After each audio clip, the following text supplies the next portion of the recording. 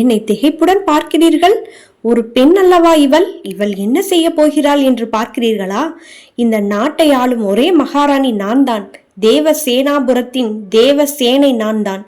என்னை காக்கும் பெண் தெய்வம் என்று நீங்கள் நினைத்துக் கொள்ளலாம். என் தாய் துர்க்கை அம்மனுக்கு நிகராக இந்த தேவசேனபுரத்தை நான் நேசிக்கிறேன். அது என் முன்னே விளக்காக எரியும் இந்த தீ சுவாலையின் மீது சத்தியம் செய்து கொடுக்கிறேன். என் நாட்டையும் நாட்டு மக்களையும் காப்பேன் என்று. நாட்டிற்கே அன்னையாக விளங்கும் உங்களை பற்றி புகழ்வதற்கு என்னிடம் வார்த்தைகளே இல்லை அம்மா. அந்த துர்க்கை அன்னையை பார்ப்பது போல் உள்ளது. வீண் புகழாரம் எதற்கு பணிப்பெண்ணே? இது என்னுடைய கடமை, பாக்கியம் என்றே நான் நினைத்து வாழ்கிறேன். அது உண்மைதான் தாயே, இது எங்களுடைய பாக்கியம் அல்லவா? அனைவரும் இங்கே என்ன செய்து கொண்டிருக்கிறீர்கள்? பாடசாலைக்கு செல்லவில்லையா? நீங்கள் வரவில்லை என்றால் நான் இப்போதே மகாராணியை அழைக்கிறேன் பார். இவன் மகாராணியிடம் சொல்லிவிட்டால் நம் நிலைமை. தேவசேனபுரத்தின் குழந்தைகள் கல்வியை மறுக்க காரணம் என்ன? அம்மா, அந்த அசுரன் செய்த வேலைதான் இது. அதனால் தான் இவர்கள் மறுக்கிறார்கள்.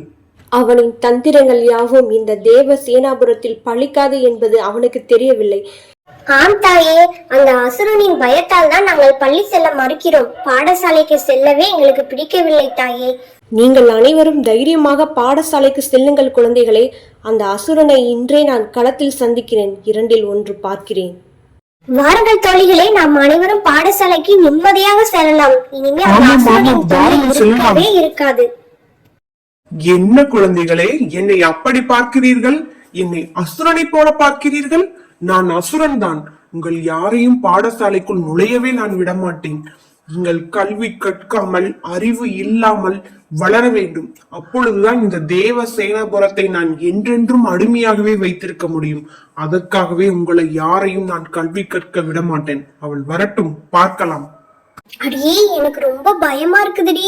வாங்க, நாம எல்லாரும் அரண்மனைக்கே ஓடி போயிடலாம். அப்பதான் நமக்கு பாதுகாப்பா இருக்கும். வாங்க வாங்க, நம்ம சீக்கிரம் போயிடலாம். இல்லைன்னா இந்த அசுரன் நம்மள ஏதாவது பண்ணிடுவான். இந்த தேவசேனபுர குழந்தைகள் அனைவரும் கல்வி கற்க ஏங்க வைத்த அந்த அசுரன் எங்கே? அவனை இன்று நான் வதம் செய்தே ஆக வேண்டும். என்னை பார்த்த பயத்தில் குள்ளநரி போல் மறைந்து ஒளிந்து விட்டாயா அசுரா? அப்படிப்பட்ட தவறான மனக்கணக்கை நீ நினைக்க வேண்டாம் தேவசேனா. இவள் வேங்கை அல்ல, பூனை என்பது இவளுக்கு புரியவில்லை போலும். துள்ளி விளையாடும் பள்ளி குழந்தைகளின் கல்வியை கருவிலேயே கருக நினைக்க வைக்கும் உன் மூளையை மந்த மூளை என்றுதானே கூற வேண்டும். இப்படி கீழ்த்தரமாக யோசிக்கும் உன்னையையும் உன் மூளையையும் அழிக்கவே நான் இங்கே வந்திருக்கிறேன். மரியாதையாக இங்கிருந்து சென்று விடு. தேவசேனா, உன்னை பார்க்கும் போது எனக்கு மிகவும் வேடிக்கையாக உள்ளது.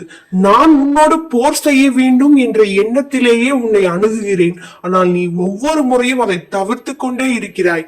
ஏன்? உன் நாட்டில் வீரர்களுக்கு என்ன பஞ்சமா என்ன? வாயை மூடு மூடனே.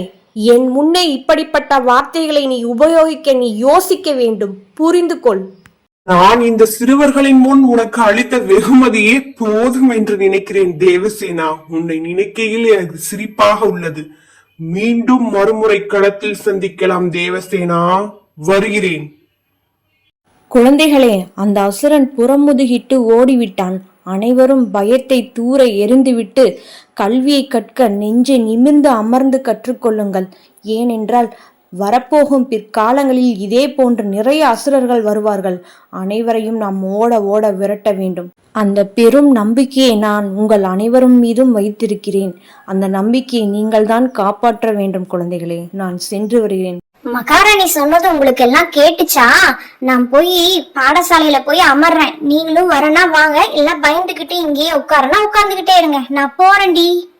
உங்களுக்கு கேட்டுச்சோ இல்லையோ, மகாராணி சொன்னது எனக்கு நல்லா கேட்டுச்சு. நானும் அவ கூடவே போறேன். என்னடி இது சோதனையா போச்சு.